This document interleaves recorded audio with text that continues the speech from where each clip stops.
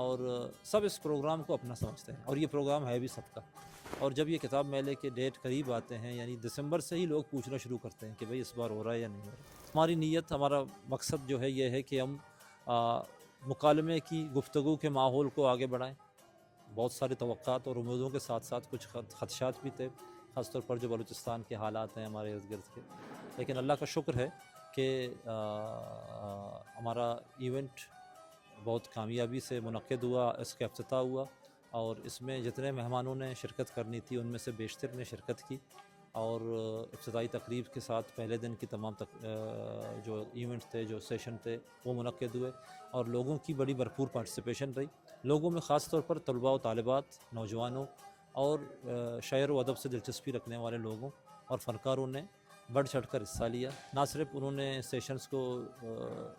میں شرکت کی بطور پینلسٹ، بلکہ بہت سو نے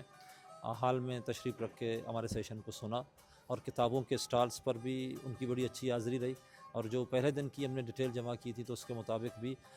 جو کتابوں کی سیل ہوئی تھی وہ بھی حوصلہ افزا ہے۔ یہ موٹیویشن ہماری کمیونٹی کی ہے۔ ہمیں گوادر کے لوگوں کی، دوستوں کی، اداروں کی، ہر کسی کا بھرپور سپورٹ حاصل ہوتا ہے، اور پچھلے سال الیکشن کی وجہ سے ہم نے گوادر کتاب میلے کا انعقاد ہم نہ کر پائے، تو اس سے لوگوں نے جس طرح ہمیں رسپانس کیا کہ بھئی کیوں نہیں ہوا،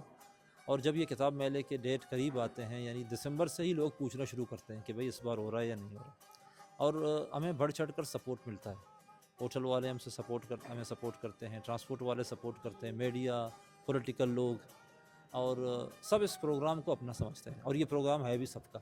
یہ وہ موٹیویشن ہے جو ہمیں ہمت دیتی ہے، اور یہاں کے ادارے، ضلعی انتظامیہ، بلدیہ گوادر،